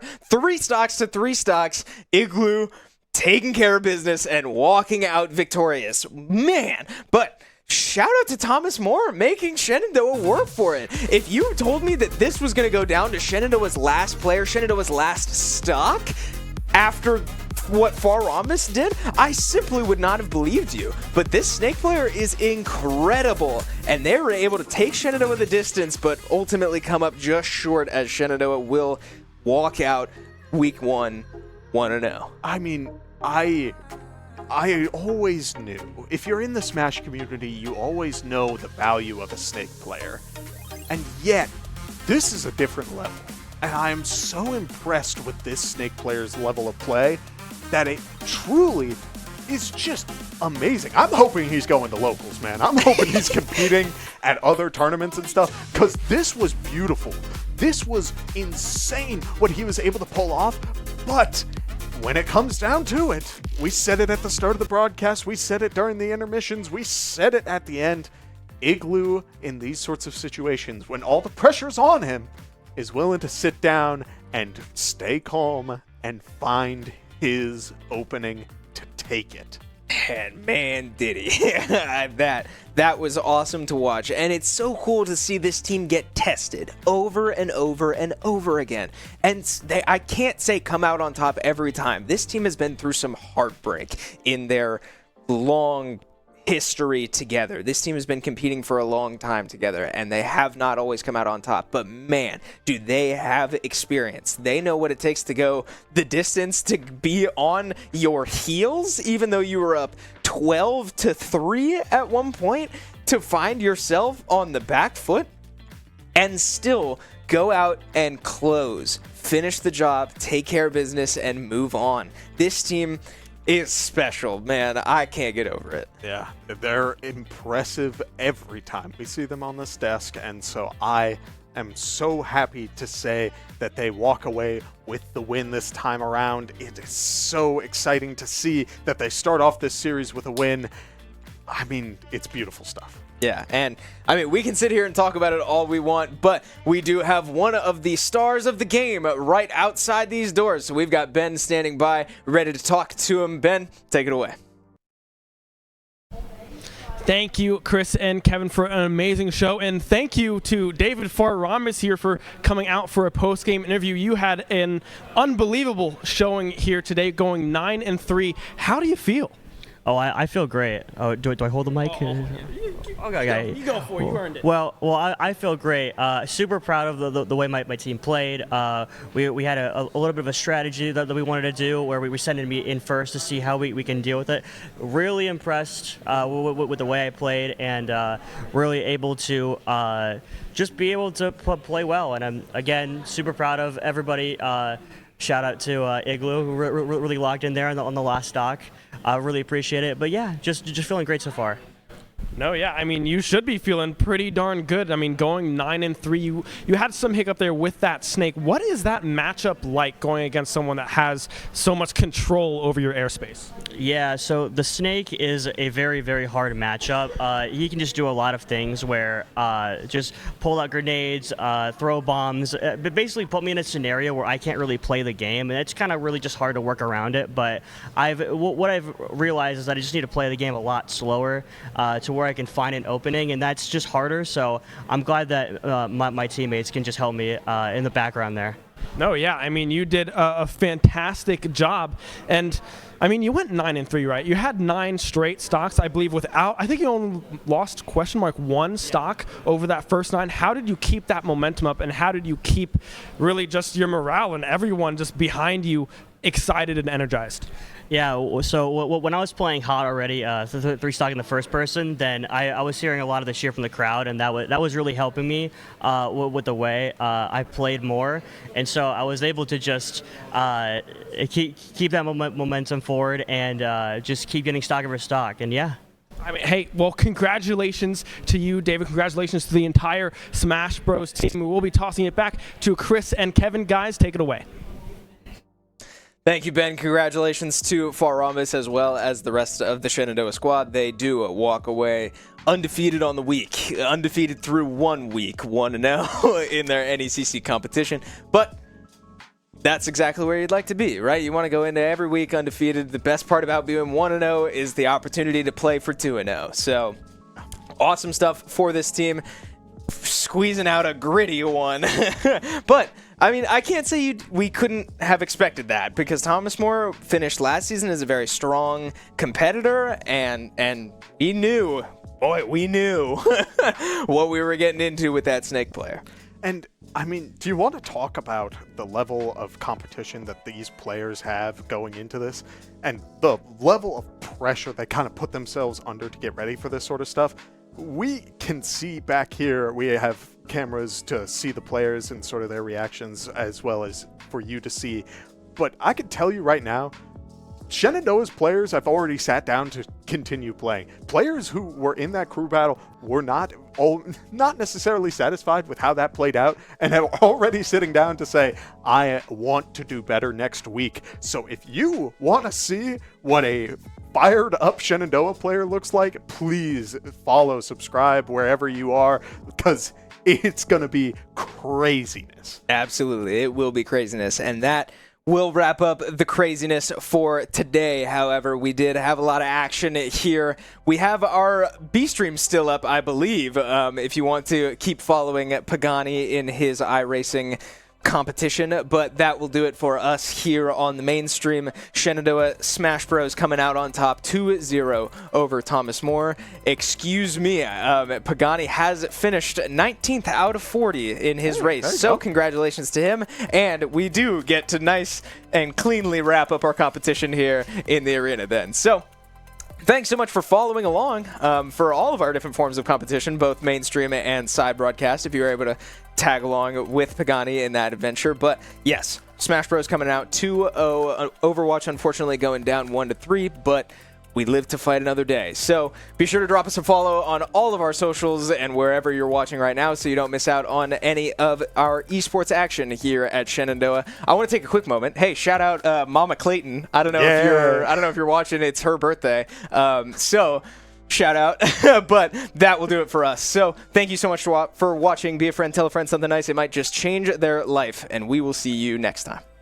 Shenandoah University is a big little university rising. With 22 Division III sports teams, over 200 areas of study, over 300 annual performances, an elite academic esports program, nationally ranked health professions programs, one of the biggest university presences on Broadway, immersive AR and VR learning programs, cybersecurity and computer science programs, and innovative undergrad and graduate programs. all at a place that cares for you. Shenandoah University is the big little university rising. Find out more at su.edu/rising.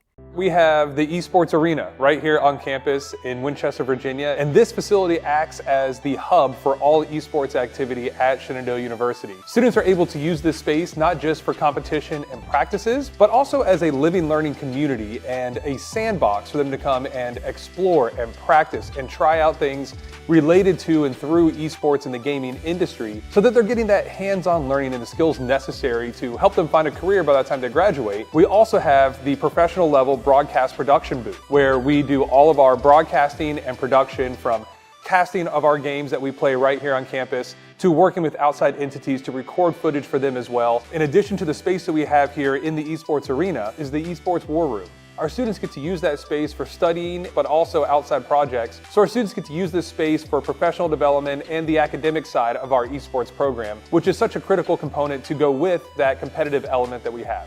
So we combine all of our facilities at Shenandoah University with competition, community, and career preparation. We have over 250 days of programming, and there's something for everybody, and we want you to be part of it. But not for long. 153% the key comes out, but Thomas More ready for it.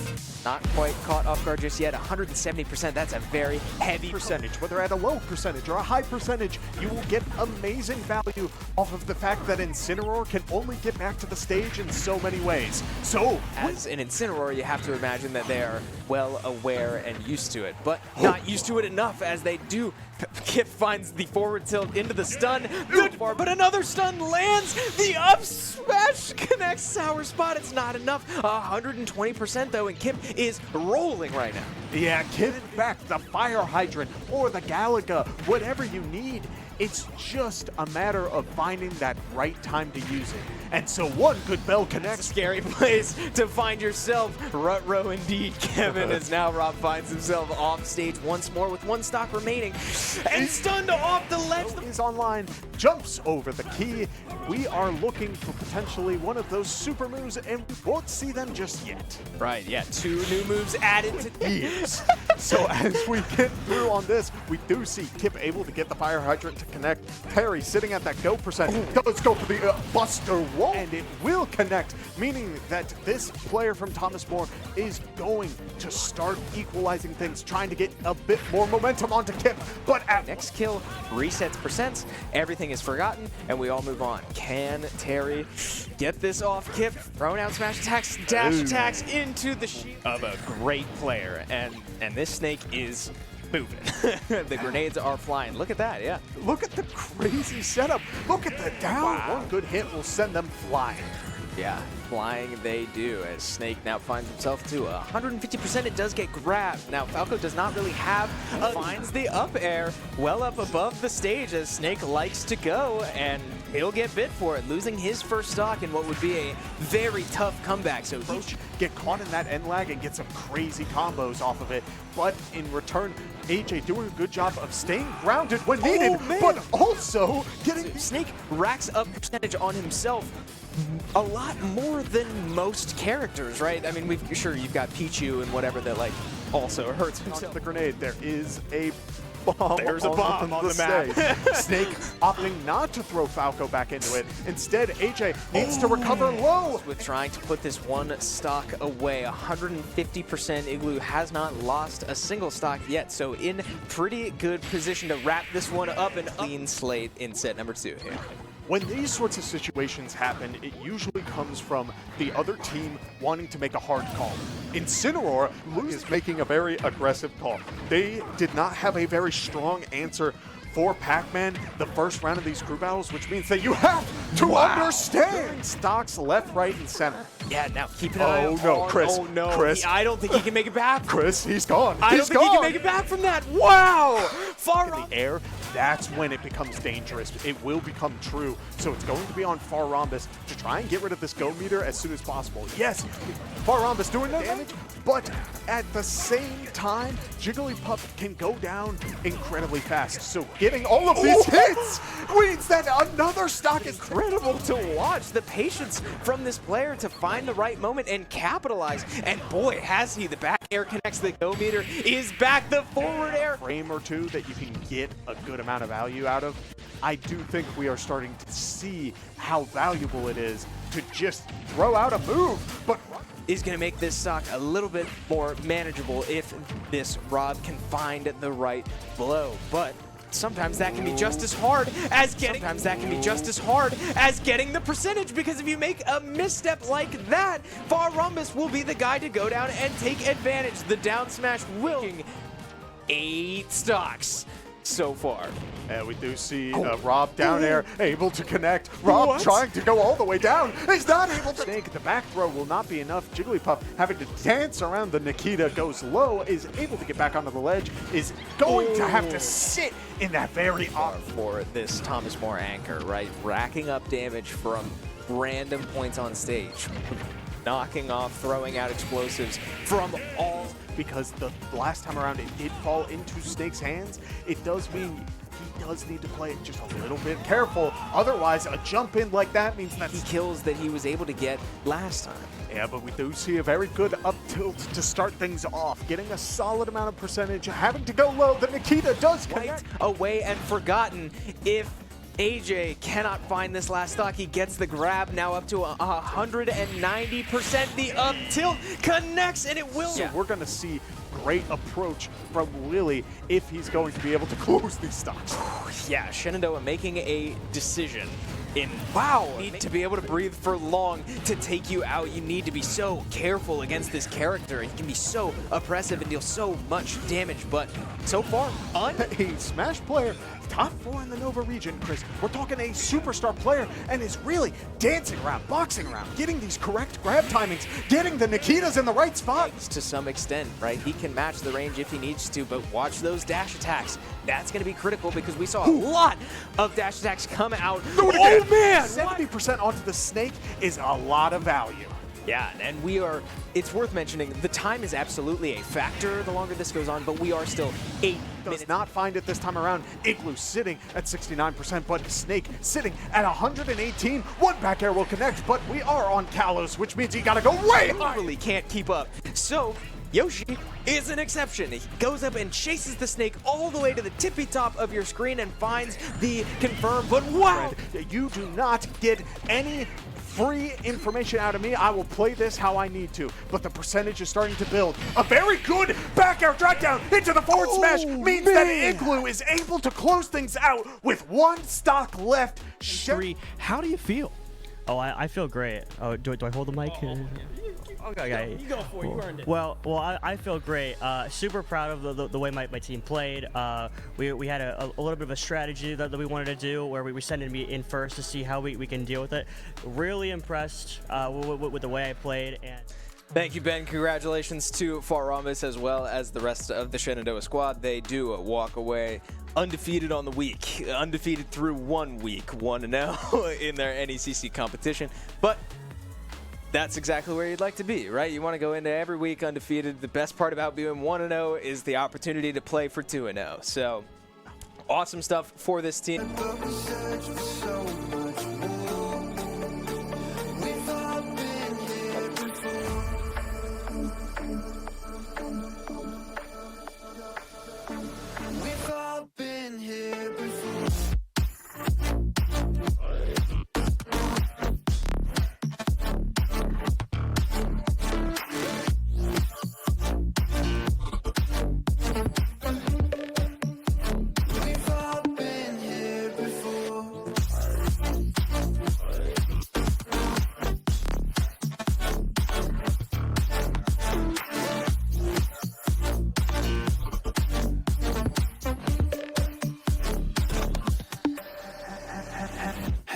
She holds, it's feeling like we've been here before. We're both so broke that something